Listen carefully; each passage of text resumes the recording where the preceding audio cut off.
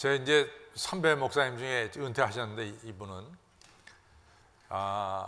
가끔 이제 후배들을 데리고 이 대중 목욕탕에 같이 간대요. 근데 이제 저한테도 몇 번 얘기했지만 저는 같이 안 갔습니다.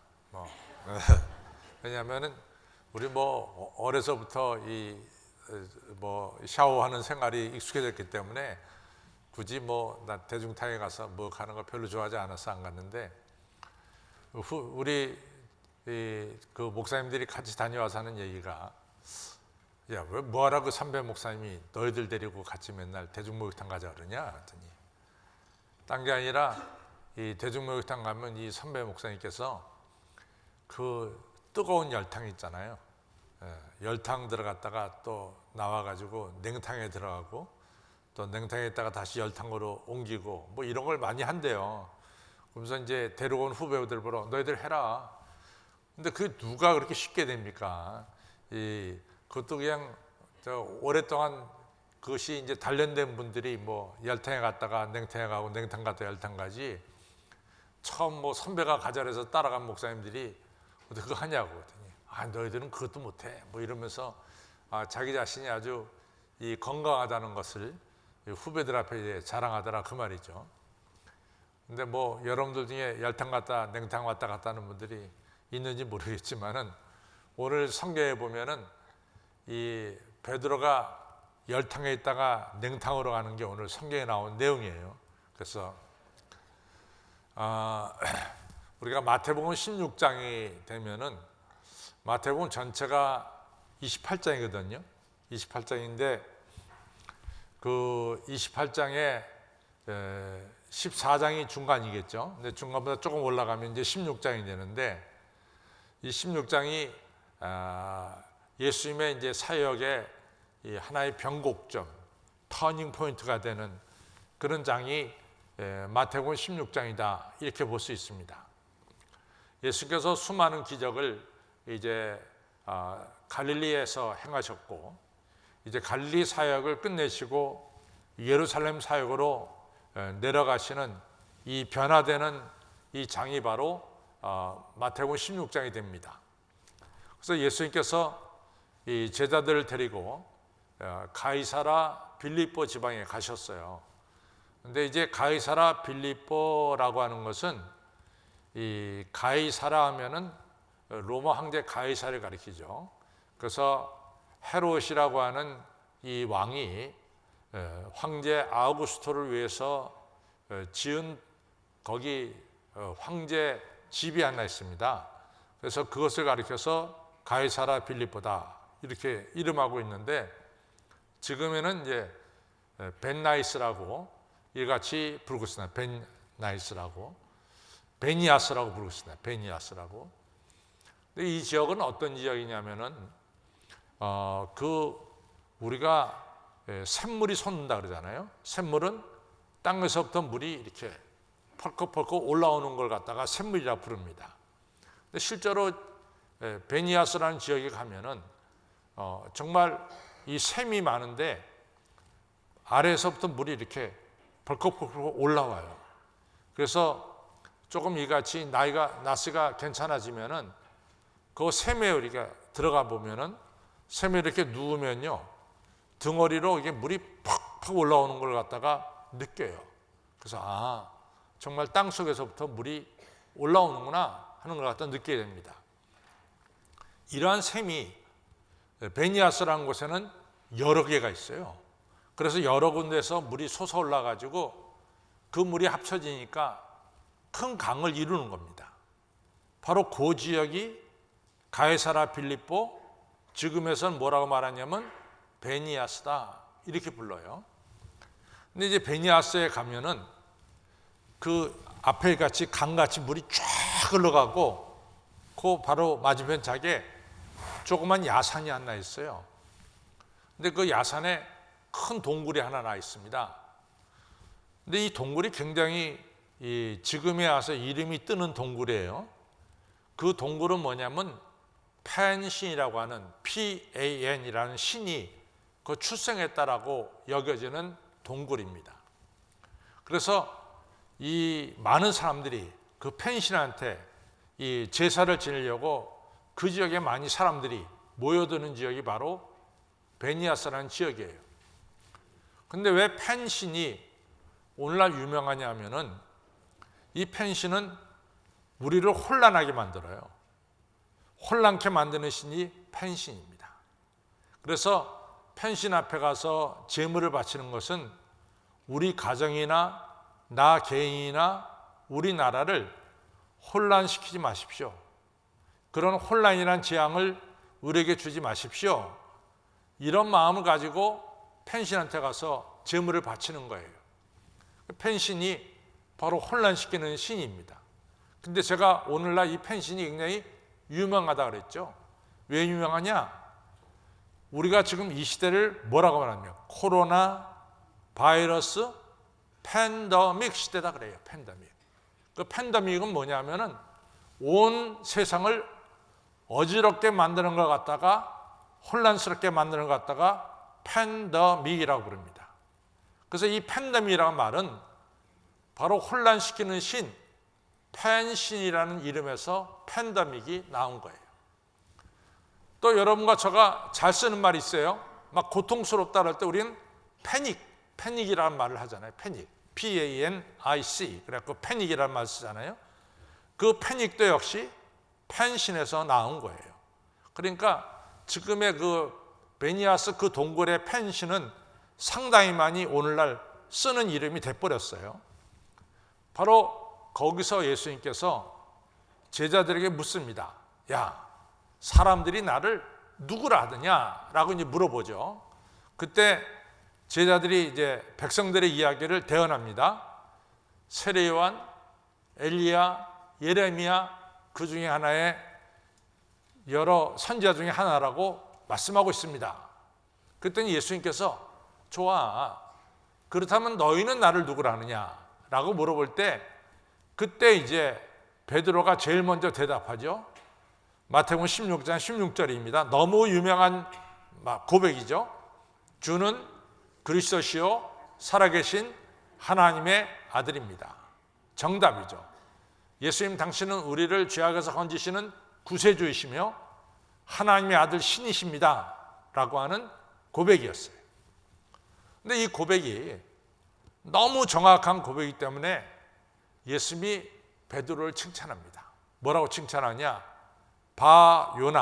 바요나라고 하는 것은 바는 아들이에요. 요나의 아들 바요나 시모나. 베드로의 본래 이름이 시몬이죠. 바요나 시모나. 내가 복이 있도다. 이를 내게 알게 하니는 내 부모가 아니라 하늘에 계신 하나님께서 알게 하셨다. 이제부터 네 이름은 베드로라, 게바라, 반석이라. 내가 내 위에 오늘날 이 교회를 세우겠어.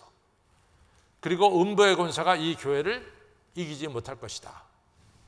그리고 내가 너한테 천국 열쇠를 줄 터인데 네가 땅에서 매면 하늘에서 매고 땅에서 풀리면 하늘에서 풀리리라.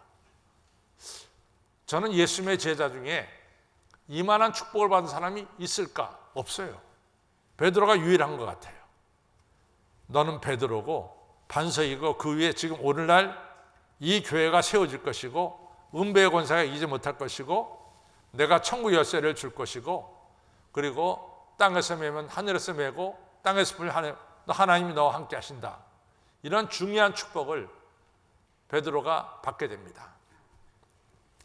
제가 조금 전에도 말씀드렸듯이 마태복음 16장은 예수님께서 갈릴리 사역을 마치시고 이제 예루살렘 사역으로 옮겨가는 하나의 전환점이 되는 장이 바로 마태복음 16장이다. 그렇게 말씀을 드렸어요. 그러니까 예수님께서 이제 예루살렘을 시작하기 전에 중요한 말씀을 합니다. 그것은 뭐냐면 예수님께서 예루살렘에서 어떤 일을 행하실 것인가 이것을 미리서 말씀하시죠. 이 말씀이 예수님이 예루살렘에서 받을 순환을 가리키는데 이 순환에 대해서 마태복음 16장, 마태복음 17장, 그리고 마태복음 20장 이 세 번에 걸쳐서 예수님이 자신이 받을 순환을 이야기합니다. 그 첫 번째가 바로 오늘 이야기하죠. 내가 예루살렘에 올라가면은 내가 많은 고난을 받게 될 것이고, 그리고 내가 이제는 십자가에 달려 죽을 것이고, 죽은 자 가운데서 내가 3일 만에 다시 살아나게 될 것이다. 예수님이 예루살렘에 올라가서 받을 순환을 첫 번째로 마태복음 16장 21절에서 말씀하신 거예요. 그랬더니 베드로가 그 말을 듣자마자 예수님을 야단을 칩니다.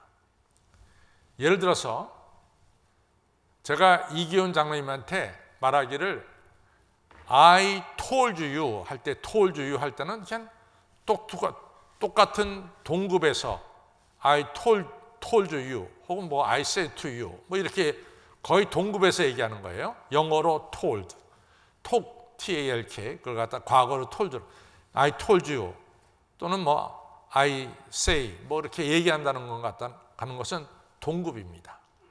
그런데 영어 성경을 보면은 베드로의 나이가 예수님보다 나이가 좀 많이 들었어요. 영어 성경에 보면 rebuke Jesus라고 그래요. 그러니까 베드로가 야단을 치는 거예요. 예수님한테. 그걸 갖다가 영어로 반하면 rebuke라고 말합니다. 베드로가 예수님을 야단친 거예요. 아니 왜 철없는 얘기를 하세요? 요즘 말로 말하면 왜 쓰잘데없는 얘기를 하세요? 수많은 기적을 베푸시고 오병이어 5,000명 먹이시고 죽은 자 살리시고 이런 능력이 많으신 분이 예루살렘에 가면은 사람들이 다 예수님을 자연스럽게 왕으로 모실 터인데, 아니 이 흉악범이라 치는 십자가를 죽고 그런 얘기가 도대체 어디냐 말이야. 그리고 뭐 3일마다 다시 살아난다. 그런 얘기를 왜 하십니까 말이야. 이러면서 베드로가 예수님을 리뷰크, 야단을 친 거예요.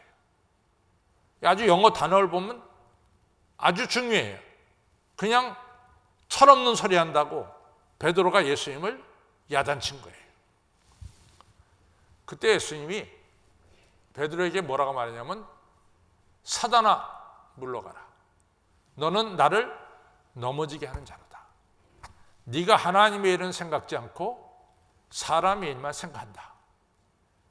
조금 전에 바 요나 시몬아 네가 복이 있도다. 네 이름은 앞으로 베드로고 내 위에 교회를 세우리라. 음부의 권세가 이기지 못하리라. 내가 너한테 천국 열쇠를 주는데 땅에서 매면 하늘에 매고 땅에서 풀면 하늘에. 이러한 예수님의 말씀은 너무나 뜨거운 축복의 말씀이죠. 열탕이죠, 열탕. 정말 뜨거운 축복의 말씀입니다. 그런데 지금 예수님께서 베드로에게 한 말씀, 사단아 물러가라. 너는 나를 넘어지게 하는 자로다. 네가 하나님의 일은 생각지 않고 사람의 일을 생각한다. 이것은 정말로 차디찬 예수님의 말씀이죠. 그래서 베드로가 순식간에 열탕에 있다가 지금 냉탕으로 옮겨간 겁니다. 오늘 이 말씀을 예수님께서 하시면서 너무나 여러분과 저가 신앙생활할 때 중요한 귀한 진리를 말씀하고 있습니다. 그것은 마태복음 6장 24절에 나온 말씀인데 누구든지 나를 따라오려거든 자기를 부인하고 자기 십자가를 지고 나를 쫓을 것이니라. 이건 변함없는 진리예요. 누구든지 예수님을 따르려고 치면은 자기를 부인하고 내 십자가, 예수님의 십자가는 우리의 죄를 사하고 인류를 구하는 게 십자가입니다. 여러분과 저의 십자가도 여러분과 저의 신앙생활을 통해서 하나님께 영광 돌리고 다른 사람들을 그리스도에게로 이끄는 것이 바로 내게 주신 십자가죠. 이 십자가를 지고 나를 쫓을 것이니라 라고 말씀하고 있어요. 여러분과 저의 십자가는 뭐냐? 십자가는 다름이 아니라 우리의 이같이 예배를 통해서 신앙생활을 통해서 하나님께는 먼저 영광 돌리고 다른 사람들을 주님께로 인도하는 이러한 일련의 행위를 가리켜서 우리는 십자가라고 말할 수가 있습니다. 누구든지 자기 십자가를 지고 예수님을 따라야 된다는 것을 말씀하고 있어요. 그러면서 오늘 이제 상당히 중요한 말씀을 뭘 말씀하냐면, 제가 일부러 오늘은 마태복음 16장에서 17장 두 장을 같이 읽었어요. 왜냐하면 두 장이 이 한 맥락 속에 들어있기 때문에 조금 길지만은 16장도 읽고 17장도 읽은 거예요. 예수님께서 제자들에게 십자가를 지라, 너희들에게 고난이 있다, 이렇게 말씀하는 것으로 끝나지 않고 그 다음에 예수님께서 뭐라고 말씀하냐면, 너희들 중에는 죽기 전에 몇 날이 못 돼서 하나님의 영광을 볼 자들이 있느니라. 이 얘기는 바로 뭐냐? 너희가 오늘은 십자가라는 고난을 받지만은 머지않아 너희들은 영광을 보게 될 것이다, 이렇게 말씀한 거죠. 그러면서 오늘 예수님께서 제자들 데리고 어디로 가냐면은 다볼산이라는 데를 갑니다. 그래서 가이사라 빌립보에서 맨 북쪽이죠. 이제는 예루살렘으로 가려면은 남쪽으로 내려와야 됩니다. 남쪽으로 내려오는 길에 마운트 타볼이라고 하는 그 산에 베드로, 요한, 야고보를 데리고 기도하러 올라간 거예요. 근데 기도하러 그 산에 올라갔는데 산 꼭대기에서 예수님이 변화가 된 겁니다. 예수님의 얼굴이 해처럼 빛나고 예수님의 옷이 빛과 같이 휘어진 거예요. 그리고 예수님 좌우에 모세와 엘리야가 선 거죠. 하늘 영광을 베드로, 요한, 야고보가 보게 된 거예요. 베드로, 요한, 야고보는 너무나 감격스러웠습니다. 그래서 그 광경과 그 상태가 너무 좋으니까 베드로가 여기 집을 세 채 지어서 하나는 예수님, 하나는 모세, 하나는 엘리야, 이렇게 계셨으면 좋겠습니다라고 말할 정도로 영광스러운 광경을 베드로가 변화산에서 체험하게 된 거죠. 예수님은 바로 나를 따라오려거든 자기를 부인하고 자기 십자가를 지고 나를 따라야 된다라고 말씀하시면서 십자가의 고난이 끝이 아니라 바로 그 뒤에 이러한 영광이 있음을 분명하게 말씀하고 있는 거죠. 그래서 오늘 성경은 우리 성도들은 이 땅에 살면서 십자가라는 고난을 받지만은 바로 얼마 지나지 않아서 여러분과 저는 영광에 참여하는 자들이 된다는 사실을 말씀해주고 있습니다. 베드로 전서에 보면은 베드로 후서 1장 16절로부터 18절에 베드로가 이런 얘기합니다. 내가 여러분들에게 지금 말씀하는 것은 공교히 내가 일부러 만들어낸 얘기가 아니라 내가 직접 체험한 얘기들입니다. 이러면서 말씀하기를, 내가 예수님과 함께 높은 산에 올라갔을 때 우리 예수님이 영광스러운 모습으로 변화되셨습니다. 그때 하늘에서 소리가 들리기를, 이는 내 사랑하는 아들이요 내 기뻐하는 자니 너희는 그의 말을 들을지어다라고 하는 음성을 들었습니다. 저는 이 영광의 광경을 잊을 수가 없습니다. 여러 성도님들, 우리가 십자가를 지고 가는 고난도 있지만은 얼마 지나지 않아서 여러분과 저는 다 영광에 참여하게 될 것입니다 라고 하는, 고난을 지나 영광의 자리에 들어간다고 하는 중요한 메시지를 베드로가 베드로전서, 베드로후서를 통해서 말씀하고 있습니다. 요즘 우리가 새벽에 베드로전서를 살펴보고 있어요. 그럼 베드로전서는 어떤 이야기냐? 여러분, 네로 황제가 이 로마 시가지에 엄청난 불이 났어요. 그것이 주후 64년 7월 19일 날 불이 난 거예요. 근데 그 불이 얼마나 셌던지 로마 시가지 절반을 태워버렸어요. 제가 여러 번 말씀했지만은 2000년 전에 제1의 도시, 최고의 도시는 로마였어요. 그때 로마의 인구가 얼마였냐면 약 100만 정도 살았습니다. 최고의 도시예요. 100만 가는 도시가 그 당시에는 아무것도 없었어요.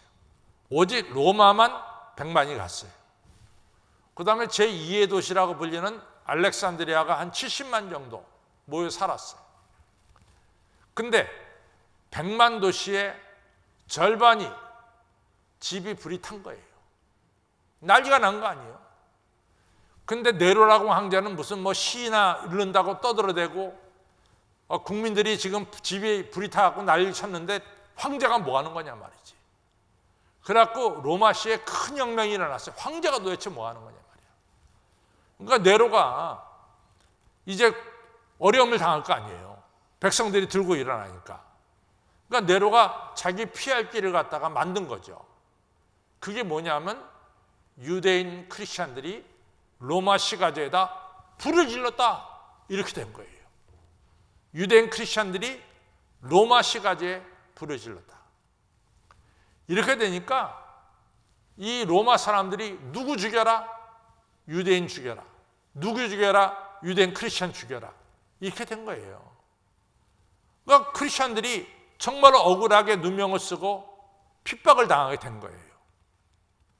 이때 베드로가 이런 어려움을 보면서 이 말씀을 썼어요. 여러분과 제가 예수님 믿으면서 이같이 억울하게 어려움을 당하고 있다. 그러나 얼마 지나지 않아서 여러분과 저는 이 영광의 자리에 여러분과 저는 다 들어가게 된다는 사실을 알아라 라고 하는 사실이에요. 나는 이같이 예수님께서 십자가 지기 전에 이미 예수님께서 변화선에서 나에게 영광을 보여주셨다. 이런 말씀을 하시고 있습니다. 사랑하는 성도 여러분, 여러분과 저는 고난을 넘어 영광이 있다는 것을 알아야 됩니다. 그런데 우리 예수님은 너무너무 친절하시고 여러분과 저를 사랑하시기 때문에 우리가 이처럼 예배 드릴 때 하늘 영광을 미리서 볼 수 있도록 은혜를 베풀어 주신다라고 하는 사실이에요. 이것이 오늘 메시지의 중요한 부분입니다. 여러분 아시다시피 베드로, 요한, 야고보가 아직 고난받기 전이에요. 그런데 하나님께서 베드로, 요한, 야고보에게 장차 우리가 누리게 될 하늘 영광을 미리서 보여주셨어요. 요한복음 11장 40절에 뭐라고 말씀하냐면 네가 너희들이 내 말을 믿으면 너희가 하늘 영광을 보게 될 것이다. 이사야서 6장에 보면은 이사야가 성전에 가서 예배드릴 때 성전에 하나님의 영광이 가득 찼어요. 이사야는 하나님의 영광을 미리서 보게 되는 축복을 받게 됩니다. 고린도후서 12장에 사도 바울이 이런 얘기합니다. 이것도 사도 바울이 고난받기 전이에요. 내가 14년 전에 내가 몸 안에 있었는지 몸 밖에 있었는지 나는 모르겠지만은 하나님의 영이 나를 데리고 삼층천, 하나님이 계신 삼층천으로 나를 데리고 갔습니다. 성경에서 삼층천은 하나님이 계신 거예요. 1층은 여러분과 저가 보는 이 세상입니다. 2층은 악한 영들이 왔다 갔다 하는 것이 바로 2층입니다. 3층천은 하나님이 계셔서 온 우주 만물을 다스리는 곳을 소위 말해서 성경에서는 3층천이라고 부르고 있어요. 그러니까 하나님께서 이 사도 바울을 3층천, 하나님 계신 영광의 자리로 올려서 보게 했습니다. 사도 바울이 다녀와서 뭐라고 말합니까? 내가 인간의 말로는 기술할 수 없고 묘사할 수 없는 어마어마한 영광을 내가 하늘에서 보았습니다 라고 얘기하는 거예요. 하나님은 여러분과 저에게 이 땅에 사는 동안 장차 여러분과 저가 누리게 될 하늘 영광을 미리 보여주시고 그 영광을 확실하게 보고 확신을 가지면서 오늘 우리가 가지고 있는 십자가를 능히 지고 나갈 수 있도록 우리를 인도하신다는 사실을 기억하시기 바랍니다. 그래서 여러분, 이사야가 성전에 와서 하늘 영광을 보았듯이 바로 오늘이 여러분과 저는 하늘 영광을 보게 되는 복된 날이 될지도 모릅니다. 하나님은 여러분과 제가 예배 드릴 때, 기도할 때 장차 여러분과 제가 누리게 될 하늘 영광을 보여주신다라고 하는 사실을 믿으시기 바랍니다. 우리의 종착점은 하늘 영광이에요. 우리의 결론은 하나님의 영광이에요. 그 영광에 참여하는 거예요. 그래서 요한일서 이제 3장에 보면 이런 말씀하세요. 그날이 되면 여러분과 저가 예수님과 똑같이 영광의 자리에 서게 된다는 사실을 말씀하고 있습니다. 사랑하는 성도 여러분, 우리의 종착점은 영광입니다. 그 영광을 우리 하나님께서는 오늘 이 시간, 예배 시간, 여러분들 기도 시간, 여러분들 삶 속에서 우리가 장차 누리게 될 영광을 보여주신다고 하는 사실을 기억하시고 오늘도 그 영광을 보는 축복의 성도님들이 되시기를 주님의 이름으로 축원합니다. 우리는 신앙생활하면서 이 고난이라고 하는 것을 우리가 당연히 받아야 됩니다. 십자가라고 하는 것을 떠날 수가 없는 거예요. 십자가의 고난을 통해서 여러분과 저는 영광의 자리로 들어가는 거예요.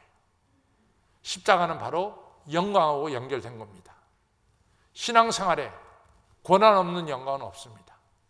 고난을 통해서만이 여러분과 저는 영광의 자리에 들어가게 됨을 꼭 기억하시기를 바랍니다. 베드로전서 베드로후서를 통해서 제가 좀 전에 말씀드렸지만은 64년 7월 19일 날 로마시가 불에 타면서 기독교인들이 엄청나게 박해를 받아요. 그런 가운데서 신앙을 지키라고 베드로가 무려 18번이나 크리스찬들은 고난을 넘어 영광의 자리에 들어감을 말씀하고 있습니다. 베드로전서 1장 6절에 여러분들이 이같이 여러 가지 시험을 받아서 여러분들이 고난을 겪었지만 오히려 여러분들이 기뻐하고 있습니다. 왜냐? 이 고난의 영광은 장차 우리가 주님 안에서 칭찬과 영광과 존귀를 얻게 했습니다.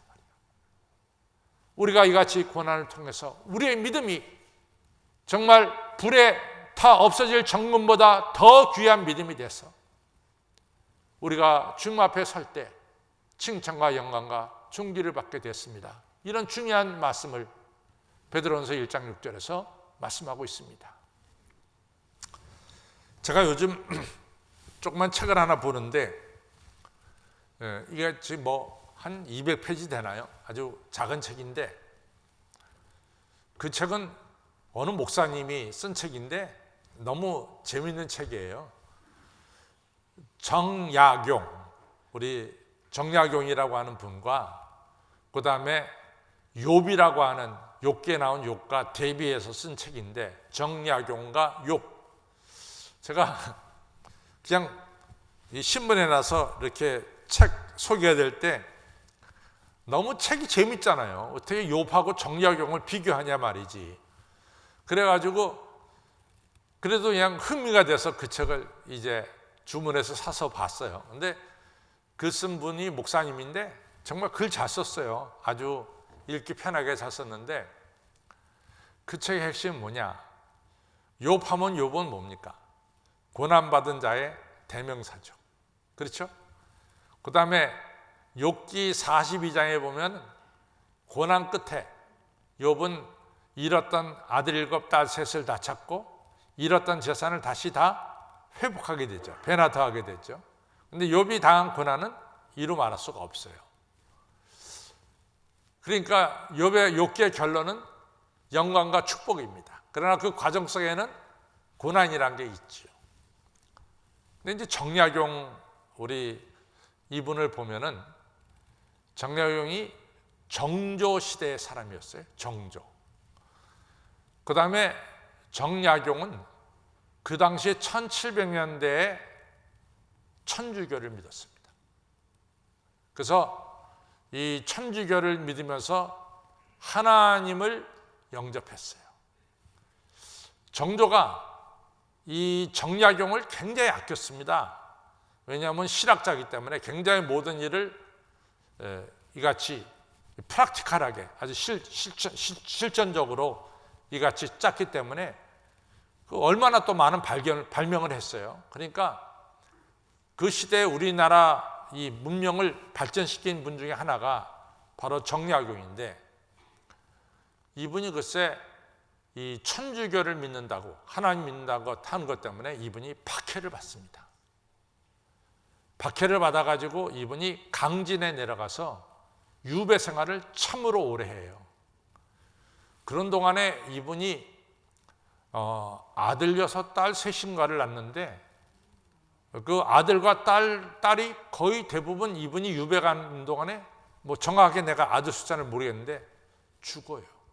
그래서 그 많은 자식 중에 2남 1녀만 남고 다 죽고 맙니다. 그래서 이 욥이 자기 자식 7, 딸 3이 이렇게 죽는 거 가지고 대비해서 이분이 말하는데, 근데 이 정약용 씨가 뭘 썼냐면, 내가 이같이 오랜 기간 동안 유배, 이 강진에 가서 유배 생활하면서 여러 가지 어려움을 겪었지만, 그러나 내 마음은 옥이 됐습니다. 옥. 그러니까 귀한 마음이 됐다 이거죠. 아까도 말했지만 우리가 환난을 통해서, 불시험을 통해서 정금같이 우리의 믿음이 되듯이, 정약용 씨는 자기는 이런 환난을 통해서 나는 옥이 되었습니다 라고 하는 얘기를 하고 있어요. 저는 우리 신앙생활 속에서 이 십자가 고난이라고 하는 것은 우리의 축복이다 이거죠. 너희가 여러 가지 불시험 당하는 것을 이상한 일 당하는 것처럼 이상하게 여기지 말아라. 베드로는 4장 얘기죠. 너희들이 그리스도의 고난에 동참함을 통해서 내가 그리스도가 나타날 때 영광과 존귀를 얻게 하려 함이라. 고난은 뭘 가져오느냐? 우리에게 영광과 존귀를 가져온다라고 말씀하고 있습니다. 기독교 역사를 보면서 보십시오. 로마 시대 지금 65년에 이 네로가 기독교인들을 박해할 때 이 이야기를 베드로후서에서 얘기하고 있습니다. 그러면서 기독교는 계속해서 부흥됐어요. 500명 모이던 5,000명 모이던 기독교인이 500만 명으로 엄청나게 부흥됐습니다. 환난과 핍박 속에서도 기독교는 그 사회를 바꾸는 이러한 생명이 있는 하나님의 교회가 됐어요. 그런데 313년 콘스탄티누스 대제가 기독교를 공인하고, 또 로마가 기독교를 로마의 국교로 정하고 나서부터 기독교는 박해받는 종교가 아니었습니다. 누구나 기독교인이 되길 원했어요. 왜? 기독교인이 돼야만이 로마 정부에서 출세를 했기 때문에 일부러 기독교인이 되려고 그랬어요. 그때로부터 아시다시피 기독교는 타락하기 시작했고, 병들기 시작했고, 문제가 발생하기 시작했습니다. 기독교가 어려움을 겪을 때는 생명을 살리는 종교로, 사회를 변화시키는 종교로 나아갔어요. 그러나 기독교가 고난이 없어질 때 기독교는 병들기 시작한 것을 우리는 알 수 있습니다. 따라서 여러분과 저가 오늘날 이런저런 모양으로 어려움을 겪는다는 것은 우리의 신앙이 더 순수해지고 정문같이, 옥같이 우리의 신앙이 올바르게 된다라고 하는 사실을 여러분과 저는 기억해야 될 줄로 믿습니다. 코로나 바이러스 시대 어렵죠. 코로나 바이러스 시대 참 어렵습니다. 지금 오미크론 때문에 누가 언제 어느 장소에서 걸리는지 누구도 모르는 게 지금 오늘의 이 시대예요. 그러나 저는 코로나 바이러스를 부정적으로 볼 게 아니에요. 코로나 바이러스 이 시대에, 이 어려운 시대에 우리는 더욱더 열심히 하나님의 영광을 위해서 살아갈 때 하나님의 역사, 하나님의 영광이 여러분과 저에게 나타날 줄로 믿습니다. 여러분들 보세요. 북한 땅에 조금 전에 우리 이기훈 장로님이 기도했듯이 북한 땅에 우리 크리스찬들이 어떻게 합니까? 교회 간다 그러면은 아우지 탕각을 하는 거예요. 교회 간다 그러면은 어마어마하게 핍박을 받는 거예요. 그럼에도 불구하고 북한의 지하 교인들은 지하에 모여서 하나님께 예배드려요. 환난과 핍박 속에서도 신앙을 지켜놓으면서 하나님께 영광을 돌리고 있습니다. 마찬가지입니다. 오늘 여러분과 저가 코로나 바이러스 이 시대에 우리가 여러분과 저는 더욱더 열심히 하나님의 영을 얻게 하고 하나님께 예배드려야 될 줄로 믿습니다. 이 어려움이 여러분과 저의 신앙을 한층 더 발전시키고 정금처럼 만드는 그러한 중요한 계기로 여러분과 저는 만들어야 될 줄로 믿습니다. 누가복음 24장에 보면은 예수님께서 십자가에 달려 죽으신 다음에 제자들이 흩어지기 시작했어요. 그때 두 제자가 자기 고향 엠마오로 내려갑니다. 근데 그 길에 예수님이 동행했어요. 이 두 사람이 너무나 얼굴이 상심한 가운데 슬픈 가운데 내려갑니다.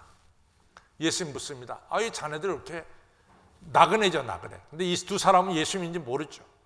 이렇게 슬퍼하면서 가냐? 그랬더니 이 두 사람이 아니 그일 오늘과 어제 예루살렘에서 이루어진 일은 당신은 모릅니까? 우리가 예수라고 하는 분이 이스라엘을 구원하고 인류를 구원할 자라고 믿었는데 그분이 십자가에 달려 죽으셨습니다. 그래서 우리가 너무 슬퍼서 실망한 가운데 내려가고 있습니다. 이때 예수님께서 그 두 제자에게 성경을 가르치면서 중요한 말씀을 하고 있습니다.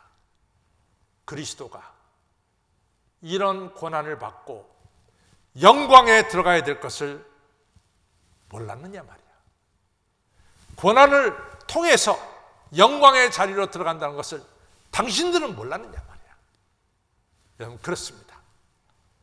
여러분과 저는 장차 영광의 자리에 들어갈 다 하나님의 성도들입니다. 믿습니까? 천국 영광에 들어갈 성도인 것을 믿습니까? 근데 여러분과 저는 고난을 통과해야 돼요. 코로나 바이러스 시대에도 열심으로 하나님을 섬겨야 될 줄로 믿습니다. 이 고난이야말로 우리가 누릴 영광의 자리에 들어가게 하는 티켓이 된다 이거죠. 우리가 티켓이 있어야 비행기도 타고 티켓이 있어야 우리가 체육관에도 들어가고 티켓이 있어야 기차도 타듯이 여러분과 저는 이 고난을 통해서 천국 들어가는 티켓을 받게 된다는 것을 왜 모르십니까? 이 어려운 시대에 여러분과 저는 이 고난을 오히려 감사함으로 받으셔서 이 고난을 통해 하나님이 베푸시는 영광의 자리에 들어가시기를 주님의 이름으로 축원합니다. 그렇기 때문에 이제는 여러분과 제가 고난을 바라보는 눈이 달라져야 돼요. 코로나 바이러스를 바라보는 눈이 달라져야 돼요. 이 코로나 바이러스 앞에 주눅들지 마시고 오히려 코로나 바이러스를 통해서 내 믿음이 굳건해지고 내가 영광의 자리에 들어가게 된다는 사실을 인식하셔서 담대하게 씩씩하게 열심으로 신앙생활하는 여러분과 저가 되기를 바랍니다. 하나님이 여러분과 저에게 가장 기뻐하신 게 뭐냐? 로마서 12장 1절과 2절에 내가 이같이 하나님의 자녀 구원을 받았느냐? 그러면 너희 몸을 우리 하나님께서 기뻐 받으실 거룩한 산 제물로 예배를 드려라. 이처럼 여러분과 저는 우리 자신을 하나님께 바쳐가면서 예배를 드려야 될 줄로 믿습니다. 첫째는 고난을 두려워하지 마시고 두 번째는 여러분과 저가 기쁨으로 이처럼 예배를 드리시고 그리고 이 시대에 여러분과 저는 영적으로 깨어 있어야 됩니다. 허리를 동이고 영적으로 깨어 있고 근신하고 어제나 오늘이나 영원토록 변함없는 신앙을 가지셔야 됩니다. 그렇게 될 때 여러분과 저는 영광의 주님을 만나 뵙게 되는 축복을 받게 될 줄로 믿습니다. 저 따라서 신앙이란 고난을 넘어 영광의 자리에 들어가는 것이다. 신앙은 고난을 넘어 영광으로 옵니다.